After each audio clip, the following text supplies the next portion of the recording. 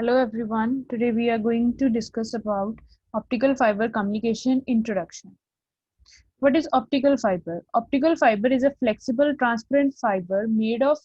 drawing glass that is silica. Optical fiber the diameter ਜਿਹੜਾ ਹੁੰਦਾ ਵਾ ਉਹ human hair ਜਿੰਨਾ ਹੁੰਦਾ ਬਹੁਤ thin ਔਰ ਇਹਦੇ ਵਿੱਚੋਂ light ਆ ਜਿਹੜੀ ਉਹ transmitter ਤੋਂ receiver end ਤੱਕ travel ਕਰਦੀ ਆ. During transmission of signal from transmitter to receiver, signal ਆ ਜਿਹੜਾ ਉਹ ਮਲਟੀਪਲ ਰਿਫਲੈਕਸ਼ਨਸ ਹੋ ਕੇ ਫਿਰ ਰਿਸੀਵਰ ਐਂਡ ਤੱਕ ਪਹੁੰਚਦਾ ਵਾ ਆਪਟੀਕਲ ਫਾਈਬਰ ਕੇਬਲਸ ਨੇ ਜਿਹੜੀਆਂ ਉਹ as compare to copper cables ਜ਼ਿਆਦਾ ਯੂਜ਼ ਹੁੰਦੀਆਂ ਨੇ ਬਿਕੋਜ਼ ਇਹਦੇ ਵਿੱਚ ਲੌਂਗ ਡਿਸਟੈਂਸ ਟਰਾਂਸਮਿਸ਼ਨ ਬਹੁਤ ਈਜ਼ੀਲੀ ਹੋ ਜਾਂਦੀ ਆ ਸਿਗਨਲ ਲਾਸ ਆ ਜਿਹੜਾ ਉਹ ਘੱਟ ਹੁੰਦਾ ਵਾ ਪ੍ਰੋਬਲਮਸ ਜਿਹੜੀਆਂ ਮੈਟਲ ਵਾਇਰਸ ਦੇ ਵਿੱਚ ਆਉਂਦੀਆਂ ਨੇ ਜਿਵੇਂ ਬ੍ਰੇਕੇਜ ਦੀਆਂ ਜਾਂ ਸਿਗਨਲ ਲਾਸ ਹੋਣ ਦੀਆਂ ਜਾਂ losses of different type of material ਕਰਕੇ ਉਹ ਆਪਟੀਕਲ ਫਾਈਬਰ ਦੇ ਵਿੱਚ ਘੱਟ ਹੁੰਦੀਆਂ ਨੇ optical fiber hundi kidan di so this is a layer of optical fiber ਦੀਆਂ basically 3 layers ਹੁੰਦੀਆਂ ਨੇ ਸਭ ਤੋਂ ਫਰਸਟ ਜਿਹੜੀ ਇਨਰ ਲੇਅਰ ਹੁੰਦੀ ਹੈ ਜਿਹਦੇ ਵਿੱਚ ਐਕਚੁਅਲੀ ਸਿਗਨਲ ਟਰੈਵਲ ਕਰਦਾ ਉਹ ਹੁੰਦੀ ਆ ਕੋਰ ਆ ਜਿਹੜੀ ਉਹ ਸਿਲਿਕਾ ਦੀ ਬਣੀ ਹੁੰਦੀ ਆ ਜੇ ਇਹਨੂੰ ਫੋਰ ਐਗਜ਼ਾਮਪਲ ਆਪਾਂ ਕੰਪੇਅਰ ਕਰੀਏ ਤਾਂ ਕੇਬਲ ਵਾਲੀ ਤਾਰ ਜਿਹੜੀ ਹੁੰਦੀ ਆ ਕੇਬਲ ਵਾਲੀ ਤਾਰ ਦੇ ਵਿੱਚ ਆਊਟਰ ਬਲੈਕ ਕੋਟਿੰਗ ਹੁੰਦੀ ਆ ਉਹਦੇ ਵਿੱਚ ਵੈਕਸ ਦੀ ਵਾਈਟ ਕੋਟਿੰਗ ਹੁੰਦੀ ਆ ਔਰ ਸੈਂਟਰ 'ਚ ਕਾਪਰ ਵਾਇਰ ਹੁੰਦੀ ਆ ਉਹ ਜਿਹੜੀ ਕਾਪਰ ਵਾਇਰ ਆ ਦੈਟ ਇਜ਼ ਅ ਕੋਰ ਉੱਥੇ ਉਹ ਕਾਪਰ ਦੀ ਬਣੀ ਹੁੰਦੀ ਆ ਪਰ ਜੇ ਆਪਾਂ ਆਪਟੀਕਲ ਫਾਈਬਰ ਦੀ ਕੇਸ ਦੇਖੀਏ ਤਾਂ ਉੱਥੇ ਉਹ ਸਿਲਿਕਾ ਔਰ ਗਲਾਸ ਮਟੀਰੀਅਲ ਦੀ ਬਣੀ ਹੁੰਦੀ ਆ ਠੀਕ ਹੈ ਸੈਕੰਡ ਲੇਅਰ ਇਸ ਤੋਂ ਬਾਅਦ ਆਉਂਦੀ ਆ ਕੋਰ ਦੇ ਉੱਪਰ ਜਿਹੜੀ ਆਉਂਦੀ ਆ that is a cladding core ਔਰ ਕਲੈਡਿੰਗ ਦਾ ਕੰਮ ਇਹ ਹੁੰਦਾ ਵਾ ਕਲੈਡਿੰਗ ਇਸ ਲਈ ਪਲੇਸ ਕੀਤੀ ਗਈ ਆ ਤਾਂ ਕਿ ਜਿੰਨਾ ਵੀ ਸਿਗਨਲ ਕੋਰ ਦੇ ਵਿੱਚ ਟਰੈਵਲ ਕਰ ਰਿਹਾ ਉਹ ਕਲੈਡਿੰਗ ਦੇ ਵਿੱਚੋਂ ਪਾਸ ਹੋ ਕੇ ਆਊਟਰ ਤੇ ਲਾਸ ਨਾ ਹੋਵੇ ਸਿਗਨਲ ਲਾਸ ਹੋਣ ਤੋਂ ਬਚਾਉਣ ਲਈ ਕਲੈਡਿੰਗ ਦੀ ਇੱਕ ਲੇਅਰ ਕੋਰ ਦੇ ਉੱਪਰ ਫਾਰਮ ਕੀਤੀ ਜਾਂਦੀ ਆ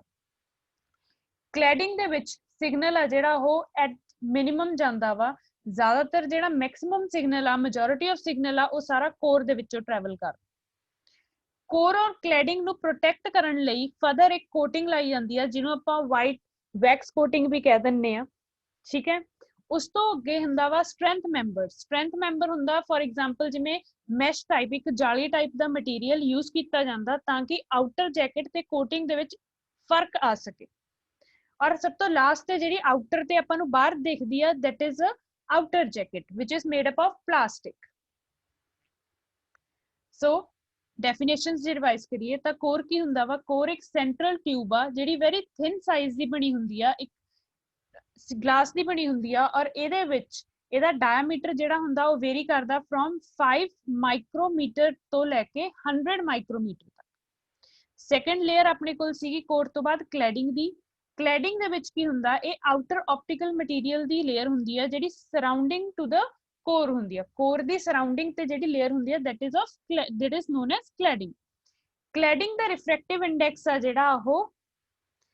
ਘੱਟ ਹੁੰਦਾ ਵਾ as compare to core because refractive index ਤੇ ਡਿਫਰੈਂਸ ਇਸ ਲਈ ਮੇਨਟੇਨ ਕੀਤਾ ਜਾਂਦਾ ਤਾਂ ਕਿ ਕੋਈ ਵੀ ਸਿਗਨਲ ਜੇ ਬਾਈ ਚਾਂਸ ਰਿਫਲੈਕਟ ਹੁੰਦੇ ਹੋਏ ਕੋਰ ਦੇ ਵਿੱਚੋਂ ਕਲੈਡਿੰਗ ਦੇ ਵਿੱਚ ਵੀ ਜਾਂਦਾ ਵਾ ਤਾਂ ਉਹ ਸਿਗਨਲ ਲਾਸ ਨਾ ਹੋ ਸਕੇ ਘੱਟ ਰਿਫਲੈਕਟਿਵ ਇੰਡੈਕਸ ਹੋਣ ਕਰਕੇ ਵਾਪਸ ਕੋਰ ਦੇ ਵਿੱਚ ਰਿਫਲੈਕਟ ਬੈਕ ਕਰ ਜੂਗਾ ਕੋਰ ਦੇ ਵਿੱਚ ਆ ਜਿਹੜਾ ਟੋਟਲ ਇੰਟਰਨਲ ਰਿਫਲੈਕਸ਼ਨ ਆ ਉਹ ਸਾਰੀ ਕੋਰ ਦੇ ਵਿੱਚ ਟਰੈਵਲ ਹੁੰਦੀ ਆ ਕਲੈਡਿੰਗ ਆ ਜਿਹੜੀ ਉਹ ਇੱਕ ਤਰ੍ਹਾਂ ਨਾਲ ਕੋਟਿੰਗ ਆ ਕੋਰ ਦੀ ਕੀਤੀ ਗਈ and the last one is buffer coating ਜਿਹੜੀ ਕੀਤੀ ਜਾਂਦੀ ਹੈ ਇੱਕ ਪਲਾਸਟਿਕ ਦੀ ਕੋਟਿੰਗ ਹੁੰਦੀ ਆ ਤਾਂ ਕਿ ਪ੍ਰੋਟੈਕਟ ਕੀਤਾ ਜਾ ਸਕੇ ਆਪਟੀਕਲ ਫਾਈਬਰ ਨੂੰ ਫਰੋਮ ਐਟਮੋਸਫੇਰਿਕ ਵੇਰੀਏਸ਼ਨਸ ਜਿਵੇਂ ਧੁੱਪ ਦੇ ਵਿੱਚ ਰਹਿੰਦੀ ਆ ਜਾਂ ਪਾਣੀ ਦੇ ਵਿੱਚ ਹੁੰਦੀ ਆ ਤਾਂ ਉੱਥੇ ਜਿਹੜੇ ਚੇਂਜਸ ਆਉਂਦੇ ਆ ਹਵਾ ਮੀਂਹ ਹਨੇਰੀ ਐਟਮੋਸਫੇਅਰ ਦੇ ਜਿੰਨੇ ਵੀ ਚੇਂਜਸ ਆਉਂਦੇ ਆ ਉਹਦਾ ਫਰਕ ਆ ਜਿਹੜਾ ਅੰਦਰ ਸਿਗਨਲ ਕੋਰ ਦੇ ਵਿੱਚ ਟਰੈਵਲ ਕਰ ਰਿਹਾ ਉਹਦੇ ਉੱਤੇ ਨਾ ਪਵੇ ਇਸ ਲਈ ਆਊਟਰ ਬਫਰ ਕੋਟਿੰਗ ਕੀਤੀ ਜਾਂਦੀ ਆ ਔਰ ਇਹਦਾ ਡਾਇਆਮੀਟਰ ਹੁੰਦਾ falls in the range of 250 micrometer to 300 micrometer ਤੱਕ next is optical fiber communication system ਹੁਣ ਦੂਜੀ ਕਮਿਊਨੀਕੇਸ਼ਨ ਤੇ ਆਪਟੀਕਲ ਫਾਈਬਰ ਦੇ ਵਿੱਚ ਫਰਕ ਕੀ ਆ ਬੇਸਿਕ ਫਰਕ ਤਾਂ ਇਹ ਆ ਕਿ ਜੇ ਆਪਾਂ ਦੇਖੀਏ ਤਾਂ ਕਮਿਊਨੀਕੇਸ਼ਨ ਦੇ ਵਿੱਚ ਟਰਾਂਸਮਿਟਰ ਤੋਂ ਸਿਗਨਲ ਆ ਜਿਹੜਾ ਉਹ ਰਿਸੀਵਰ ਤੱਕ ਜਾਂਦਾ ਹੁਣ ਟਰਾਂਸਮਿਟਰ ਤੋਂ ਜਦ ਸਿਗਨਲ ਰਿਸੀਵਰ ਤੱਕ ਜਾਂਦਾ ਆਈਦਰ ਵਾਇਰ ਦੇ ਥਰੂ ਜਾਊਗਾ ਜਾਂ ਫਿਰ ਵਾਇਰਲੈਸ ਮੋਡ ਦੇ ਥਰੂ ਜਾਊਗਾ ਸੋ ਆਪਟੀਕਲ ਫਾਈਬਰ ਕਮਿਊਨੀਕੇਸ਼ਨ ਦੇ ਵਿੱਚ ਆ ਜਿਹੜਾ ਸਿਗਨਲ ਉਹ ਆਪਣਾ ਵਾਇਰ ਦੇ ਥਰੂ ਜਾਊਗਾ ਔਰ ਜਿਹੜੀ ਵਾਇਰ ਯੂਜ਼ ਹੁੰਦੀ ਹੈ that is of optical fibre optical fibre use करन दा फायदा यही आ कि सिग्नल आ जिहड़ा ओह लॉस घट होऊगा ते मैक्सिमम ट्रांसमीटर तो रिसीवर तक शिफ्ट होऊगा। सब तो पहला ब्लॉक अपने कोल हैगा वा that is of information source. Information source दे विच जो आपां एक्चुअल बोल रहे हैं, जो भी अपना डाटा हैगा वा, आपां ओह इन्फॉर्मेशन आ जिहड़ी ओह इकट्ठी कीती। देन आ गया इलैक्ट्रिकल ट्रांसमीटर। इलैक्ट्रिकल ट्रांसमीटर उहनूं इलैक्ट्रिकल सिग्नल दे फॉर्म च कन्वर्ट करूगा। जिवें आपां कोई ऑडियो बोली तां ऑडियो नूं इलैक्ट्रिकल फॉर्म च कन्वर्ट करन दा काम आ जिहड़ा ओह इलैक्ट्रिकल ट्रांसमीटर दा वा। थर्ड ब्लॉक अपने को आंदा ऑप्टिकल सोर्स। ऑप्टिकल सोर्स या लाइट सोर्स इहनूं कह सकते हैं। ਇਹਦਾ ਕੰਮ ਹੁੰਦਾ ਵਾ ਕਿ ਜਿਹੜਾ ਇਲੈਕਟ੍ਰੀਕਲ ਸਿਗਨਲ ਆਇਆ ਉਹਨੂੰ ਲਾਈਟ ਫਾਰਮ ਚ ਕਨਵਰਟ ਕਰਨਾ। ਯੂਜ਼ਡ ਕੀਤਾ ਜਾਂਦਾ ਵਾ ਇਲੈਕਟ੍ਰੀਕਲ ਸਿਗਨਲ ਨੂੰ ਲਾਈਟ ਸਿਗਨਲ ਦੇ ਵਿੱਚ ਕਨਵਰਟ ਕਰਨ ਲਈ। ਸਿਮਿਲਰਲੀ ਰਿਸੀਵਰ ਐਂਡ ਤੇ ਜੇ ਤੁਸੀਂ ਦੇਖੋ ਤਾਂ ਉੱਥੇ ਹੁੰਦਾ ਆਪਟੀਕਲ ਡਿਟੈਕਟਰ। ਆਪਟੀਕਲ ਡਿਟੈਕਟਰ ਦਾ ਕੰਮ ਆ ਕਿ ਜਿਹੜਾ ਲਾਈਟ ਸਿਗਨਲ ਆ ਰਿਹਾ ਆਪਟੀਕਲ ਫਾਈਬਰ ਦੇ ਥਰੂ, ਆਪਟੀਕਲ ਫਾਈਬਰ ਕੇਬਲ ਦੇ ਥਰੂ ਜਿਹੜਾ ਲਾਈਟ ਸਿਗਨਲ ਆਊਗਾ ਉਹਨੂੰ ਡਿਟੈਕਟ ਕਰਨਾ, ਉਹਨੂੰ ਰਿਕਵਰ ਕਰਨਾ, ਪ੍ਰੋਪਰਲੀ ਰਿਸੀਵ ਕਰਨ ਦਾ ਕੰਮ ਆ ਜਿਹੜਾ ਉਹ ਆਪਟੀਕਲ ਡਿਟੈਕਟਰ ਨੇ ਕਰਨਾ। ਔਰ ਸਿਮਿਲਰਲੀ ਜਦੋਂ ਆਪਟੀਕਲ ਡਿਟੈਕਟਰ ਨੇ ਸਾਰਾ ਸਿਗਨਲ ਰਿਸੀਵ ਕਰ ਲਿਆ ਤਾਂ ਇਲੈਕਟ੍ਰੀਕਲ ਰਿਸੀਵਰ ਨੇ ਉਹਨੂੰ ਕੀ ਕੰਮ ਕਰਨਾ, ਇਲੈਕਟ੍ਰੀਕਲ ਰਿਸੀਵਰ ਆ ਜਿਹੜਾ ਉਹ ਰਿਵਰਸ ਕੰਮ ਕਰਦਾ ਵਾ ਇਲੈਕਟ੍ਰੀਕਲ ਟਰਾਂਸਮੀਟਰ ਤੋਂ। ਮਤਲਬ ਜਿਹੜਾ ਸਿਗਨਲ ਇਲੈਕਟ੍ਰੀਕਲ ਟਰਾਂਸਮੀਟਰ ਨੇ ਕਨਵਰਟ ਕੀਤਾ ਸੀਗਾ ਇਲੈਕਟ੍ਰੀਕਲ ਫਾਰਮ ਦੇ ਵਿੱਚ, ਇਲੈਕਟ੍ਰੀਕਲ ਰਿਸੀਵਰ ਨੇ ਉਹ ਲਾਈਟ ਸਿਗਨਲ ਨੂੰ ਬੈਕ ਕਨਵਰਟ ਕਰ ਦੇਣਾ into the electrical and light signal ਤੋਂ ਫਿਰ ਉਹ ਇਲੈਕਟ੍ਰੀਕਲ ਚ ਕਨਵਰਟ ਹੋਣ ਤੋਂ ਬਾਅਦ ਜਾਊਗਾ ਟੂ ਦ ਆਡੀਓ ਸਿਗਨਲ, ਜਿਸ ओरिजिनल ਫਾਰਮ ਚ ਇਨਫੋਰਮੇਸ਼ਨ ਸੋਰਸ ਨੇ ਉਹ ਸਿਗਨਲ ਜਨਰੇਟ ਕੀਤਾ ਸੀ। ਸੋ ਡੈਸਟੀਨੇਸ਼ਨ ਤੇ ਆਪਾਂ ਨੂੰ ਸੇਮ ਸਿਗਨਲ ਰਿਸੀਵ ਹੋਊਗਾ ਜਿਹੜਾ ਇਨਫੋਰਮੇਸ਼ਨ ਸੋਰਸ ਤੋਂ ਜਨਰੇਟ ਹੋਇਆ ਸੀਗਾ। ਸੋ ਇਹ ਹੈਗੀ ਡੈਫੀਨੇਸ਼ਨਸ। ਇਨਫੋਰਮੇਸ਼ਨ ਸੋਰਸ ਯੂਜ਼ ਕੀਤਾ ਜਾਂਦਾ to provide an electrical signal to the transmitter comprising of an electrical stage। information source ਤੇ electrical transmitter ਜਿਹੜੇ ਉਹ combination ਚ ਕੰਮ ਕਰਦੇ ਆ। information source ਨੇ information ਦੇਣੀ ਹੈ ਤੇ electrical transmitter ਨੇ ਉਹਨੂੰ electrical ਚ convert ਕਰਨਾ। next is electrical transmitter ਕੀ ਕਰਦਾ, it drives an optical source। ਇਹ ਅੱਗੇ optical source ਨੂੰ signal ਦਿੰਦਾ ਵਾ ਤੇ ਇਹਨੂੰ ਇਨਪੁਟ ਦਿੰਦਾ, gives an modulation of the light wave carrier। ਇੱਕ ਤਰ੍ਹਾਂ ਨਾਲ ਸਿਗਨਲ ਕਨਵਰਟ ਕਰਨ ਲਈ ਮੋਡੂਲੇਟਡ ਸਿਗਨਲ ਆ ਜਿਹੜਾ ਉਹ ਲਾਈਟ ਸੋਰਸ ਨੂੰ ਦਿੰਦਾ ਵਾ। ਲਾਈਟ ਸੋਰਸ ਦੇ ਵਿੱਚ ਆਪਾਂ ਕੀ ਯੂਜ਼ ਕਰ ਸਕਦੇ ਹਾਂ, ਲਾਈਟ ਸੋਰਸ ਆ ਜਿਹੜੇ ਉਹ ਇਲੈਕਟ੍ਰੀਕਲ ਸਿਗਨਲ ਨੂੰ ਆਪਟੀਕਲ ਸਿਗਨਲ ਦੇ ਵਿੱਚ ਕਨਵਰਟ ਕਰਦੇ ਆ। ਔਰ ਇਹਦੇ ਲਾਈਟ ਸੋਰਸ ਦੇ ਐਗਜ਼ਾਮਪਲਸ ਨੇ ਐਲਈਡੀਜ਼ ਯੂਜ਼ ਕਰ ਸਕਦੇ ਆ, ਜਿਹਦੇ ਵਿੱਚ ਆਪਾਂ ਇਲੈਕਟ੍ਰੀਕਲ ਸਿਗਨਲ ਦਿੰਨੇ ਆ ਤੇ ਆਊਟਪੁੱਟ ਤੇ ਆਪਾਂ ਨੂੰ ਲਾਈਟ ਸਿਗਨਲ ਮਿਲਦਾ, ਜਾਂ ਫਿਰ ਇਹਦੇ ਲਈ ਆਪਾਂ ਲੇਜ਼ਰਸ ਯੂਜ਼ ਕਰ ਸਕਦੇ ਹਾਂ। ਉਸ ਤੋਂ ਬਾਅਦ ਹੈਗਾ optical cable. Optical cable use ਕੀਤੀ ਜਾਂਦੀ ਹੈ ਟਰਾਂਸਮਿਸ਼ਨ ਮੀਡੀਅਮ ਦੇ ਲਈ। ਆਪਟੀਕਲ ਸੋਰਸ ਤੋਂ ਲੈ ਕੇ ਆਪਟੀਕਲ ਡਿਟੈਕਟਰ ਤੱਕ ਜਿੰਨਾ ਵੀ ਡਾਟਾ ਵਾ ਉਹ ਆਪਟੀਕਲ ਫਾਈਬਰ ਕੇਬਲ ਦੇ ਥਰੂ ਟਰੈਵਲ ਕਰਦਾ। Next is optical detector. Optical detector ਨੇ ਕੀ ਕੰਮ ਕਰਨਾ, ਆਪਟੀਕਲ ਡਿਟੈਕਟਰ ਨੇ ਰਿਸਪੌਂਸਿਬਲ ਹੁੰਦਾ ਵਾ for optical to electrical conversion। similarly ਜਿਵੇਂ ਇਨਫੋਰਮੇਸ਼ਨ ਸੋਰਸ ਤੇ ਇਲੈਕਟ੍ਰੀਕਲ ਟਰਾਂਸਮਿਟਰ ਇਨ ਕੰਬੀਨੇਸ਼ਨ ਕੰਮ ਕਰਦੇ ਆ ਤਾਂ ਰਿਸੀਵਰ ਐਂਡ ਤੇ optical detector and electrical receiver synchronisation ਦੇ ਵਿੱਚ ਕੰਮ ਕਰਦੇ ਆ। ਸਿਗਨਲ ਰਿਸੀਵ ਕਰਨਾ,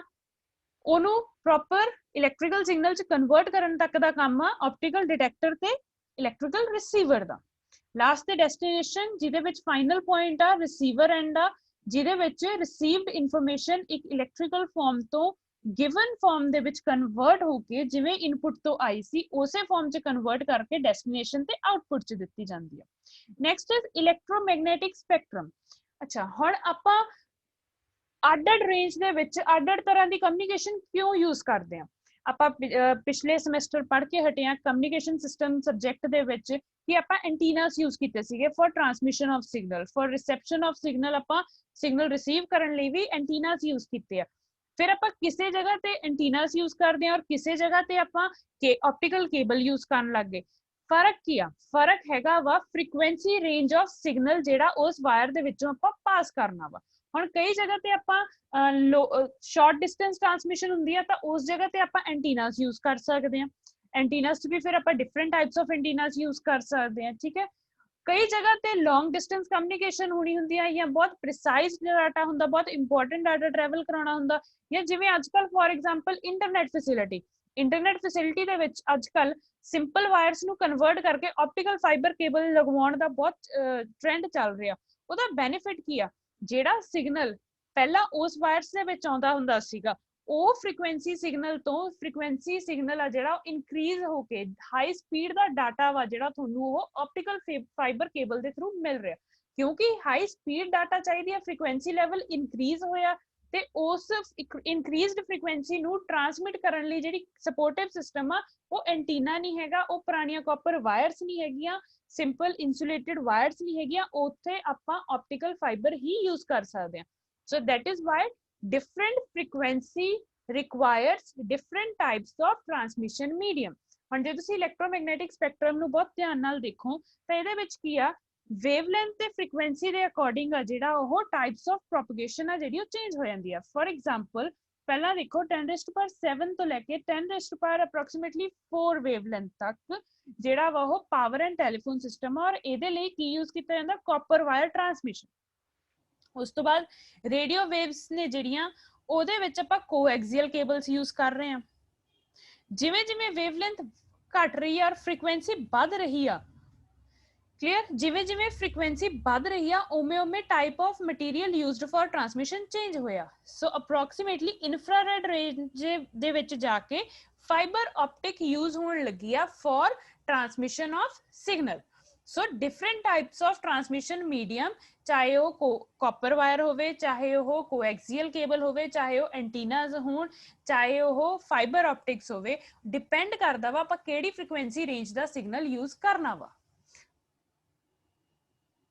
Okay, next is advantages of optical fiber. Optical fiber ਆਪਾਂ ਪੜ੍ਹ ਲਿਆ ਵੀ optical fiber ਹੁੰਦੀ ਕੀ ਆ optical fiber communication ਕਿਵੇਂ ਹੁੰਦੀ ਆ optical fiber communication ਦੇ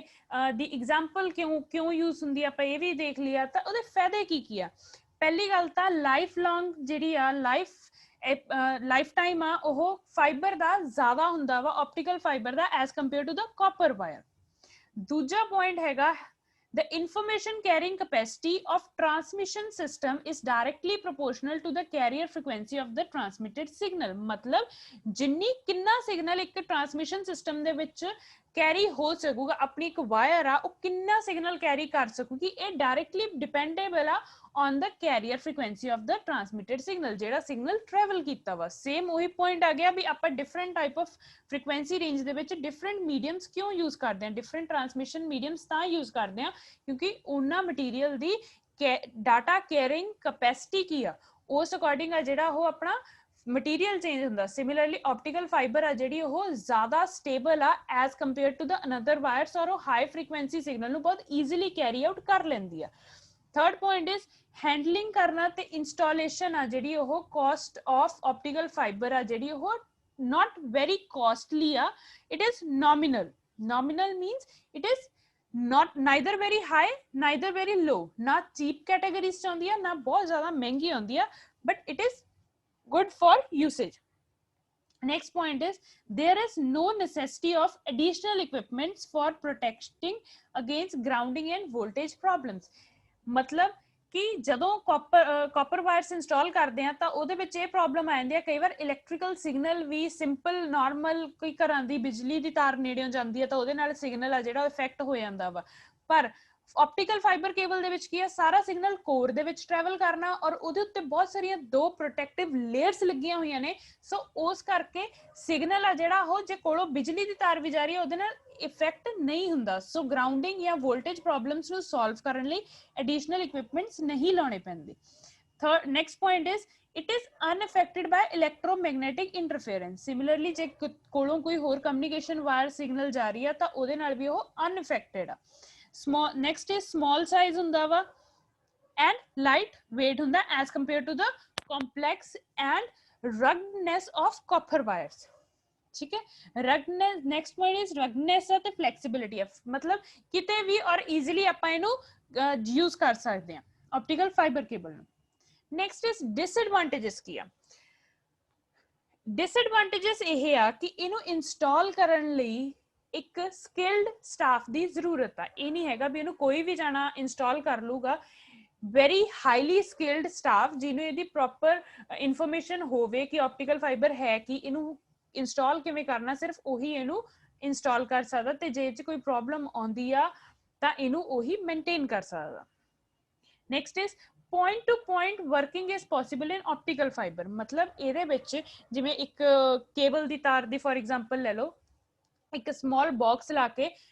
ਸਿੰਗਲ ਇਨਪੁਟ ਦੇ ਕੇ ਮਲਟੀਪਲ ਆਊਟਪੁੱਟਸ ਦਾ ਕਨੈਕਸ਼ਨਸ ਹੋ ਜਾਂਦਾ ਪਰ ਆਪਟੀਕਲ ਫਾਈਬਰ ਹੈ ਜਿਹੜੀ ਉਹ ਸਿੰਗਲ ਪੁਆਇੰਟ ਟੂ ਪੁਆਇੰਟ ਜਾਂਦਾ ਉਹ ਚ ਪੁਆਇੰਟ ਟੂ ਮਲਟੀ ਪੁਆਇੰਟ ਵਾਲਾ ਕੇਸ ਨਹੀਂ ਪੋਸੀਬਲ ਹੈਗਾ next is precise and costly equipment is required installation ਲਈ ਹਾਲਾਂਕਿ ਆਪਟੀਕਲ ਫਾਈਬਰ ਇੰਨੀ ਮਹਿੰਗੀ ਨਹੀਂ ਹੈਗੀ ਪਰ ਜਿਹੜੀ ਉਹਦੀ ਇੰਸਟਾਲੇਸ਼ਨ ਲਈ ਇਕਵਿਪਮੈਂਟਸ ਚਾਹੀਦੇ ਆ ਉਹਨੂੰ ਸੈਟਅਪ ਕਰਨ ਲਈ ਤਾਂ ਕਿ ਉਹ ਐਕੂਰੇਟਲੀ ਸੈਟਅਪ ਹੋਵੇ ਉਹ ਕਾਸਟਲੀ ਨੇ नेक्स्ट इज जे किते ਇਹਦੇ ਵਿੱਚ ਜੁਆਇੰਟ ਆ ਜਾਏ joining and splicing of optical fibre is time consuming joining ਜਾਂ ਸਪਲਾਈਸਿੰਗ ਕੀ ਹੁੰਦਾ ਹੈ ਆਪਾਂ ਜੁਆਇਨਿੰਗ ਇਹ ਆਪਾਂ ਅੱਗੇ ਜਾ ਕੇ ਚੈਪਟਰਸ 'ਚ ਪੜਾਂਗੇ ਸੋ ਫਿਲਹਾਲ ਲਈ ਇਹ ਹੈ ਕਿ ਜੇ ਇਹਨੂੰ ਦੋ ਪੁਆਇੰਟਸ ਨੂੰ ਤੁਸੀਂ ਦੋ ਆਪਟੀਕਲ ਫਾਈਬਰ ਕੇਬਲਸ ਨੂੰ ਕਨੈਕਟ ਕਰਨਾ ਹੋਵੇ ਆਪਸ 'ਚ ਜੁਆਇੰਟ ਜੋੜਨਾ ਹੋਵੇ ਜਿਵੇਂ ਕਿ ਕਾਪਰ ਵਾਇਰ ਨੂੰ ਬਹੁਤ ਈਜ਼ੀਲੀ ਲੋਕ ਜੋੜ ਲੈਂਦੇ ਆ ਪਰ ਆਪਟੀਕਲ ਫਾਈਬਰ ਕੇਬਲ ਨੂੰ ਜੋੜਨਾ ਡਿਫਿਕਲਟ ਹੈ it is not a easy process next is glass ਆ ਕਿਉਂਕਿ ਕੋਰ ਦਾ ਮਟੀਰੀਅਲ ਆ ਜਿਹੜਾ ਮੈਂ ਤੁਹਾਨੂੰ ਪਹਿਲਾਂ ਹੀ ਦੱਸ ਕੇ ਹਟੀ ਆ ਵੀ ਕੋਰ ਦਾ ਮਟੀਰੀਅਲ ਆ ਜਿਹੜਾ ਉਹ ਗਲਾਸ ਆ ਸਿਲਿਕਾ ਵਾ ਜਿਹੜਾ ਕੋਰ ਦਾ ਮਟੀਰੀਅਲ ਆ ਉਹ ਈਜ਼ੀਲੀ ਅਫੈਕਟ ਹੋ ਜਾਂਦਾ by the presence of chemicals for example hydrogen gas ਜੇ ਆਪਾਂ ਅਰਥ ਸਰਫੇਸ ਤੇ ਲਾਈਏ ਜਾਂ ਵਾਟਰ ਸਰਫੇਸਿਸ ਦੇ ਵਿੱਚ ਵੀ ਦੇਖੀਏ ਤਾਂ hydrogen gas is present at every place so ਉਹਦੀ ਪ੍ਰੈਜ਼ੈਂਸ ਦੇ ਵਿੱਚ ਗਲਾਸ ਆ ਜਿਹੜਾ ਉਹ ਇਰੋਡ ਹੋਣ ਲੱਗ ਜਾਂਦਾ next is fiber may become opaque when exposed to radiation ਜੇ ਇਹਨਾਂ ਨੂੰ sun radiation ਦੇ ਵਿੱਚ ਬਹੁਤ ਜ਼ਿਆਦਾ ਟਾਈਮ ਤੱਕ ਰੱਖੀਏ ਤਾਂ ਇਹ opaque ਹੋ ਜਾਂਦੇ ਆ ਮਤਲਬ ਸਿਗਨਲ ਆਰ ਪਾਰ ਹੋ ਜਾਂਦਾ ਵਾ so the core reliability decreases because with the passage of time the outer layers get destructive ਜਿਵੇਂ ਜਿਵੇਂ ਉਹ ਖਰਾਬ ਹੋਣੀਆਂ ਸਟਾਰਟ ਹੋਣਗੀਆਂ ਹੁਣ ਆਊਟਰ ਲੇਅਰ ਆ ਐਟਮੋਸਫੀਅਰ ਦੇ ਵਿੱਚ ਆ ਉਵੇਂ ਉਵੇਂ ਉਹ ਹੌਲੀ ਹੌਲੀ with the passage of time ਇਹ ਨਹੀਂ ਹੈਗਾ ਵੀ ਸਾਲ 2 ਸਾਲਾਂ ਵਿੱਚ ਕਾਫੀ 5 6 7 ਸਾਲਾਂ ਤੋਂ ਬਾਅਦ ਉਹ ਜਿਹੜੀਆਂ ਫਾਈਬਰ ਆਪਟਿਕ ਆ ਉਹ ਓਪੇਕ ਹੋਣ ਲੱਗ ਜੂਗੀ ਜੇ ਬਹੁਤ ਜ਼ਿਆਦਾ ਐਟਮੋਸਫੀਅਰ ਦੇ ਵਿੱਚ ਰਹੂ optical fibers are more fragile than electrical wires means the fragile that means is they are more hard to handle as compared to electrical wires they are need to be taken care of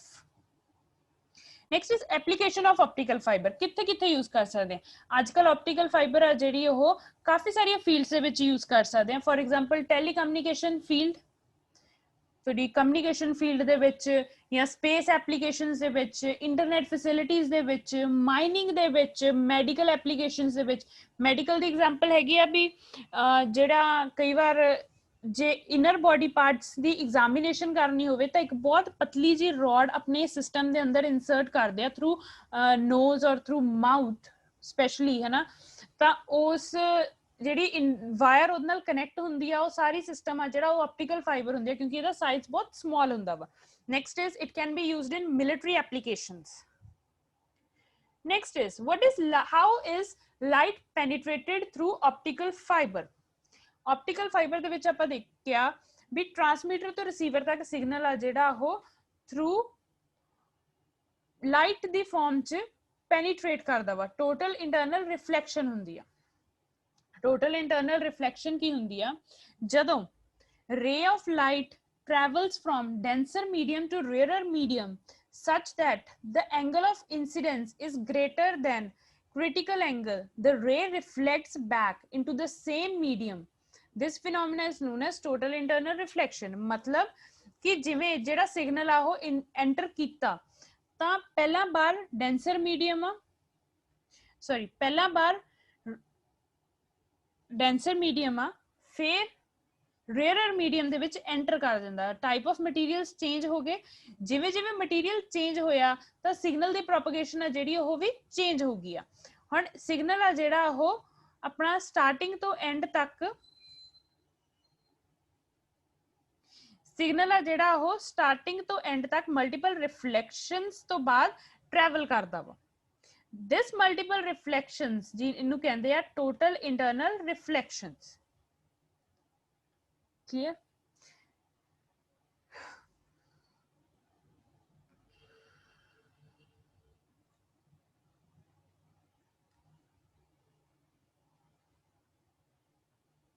thank you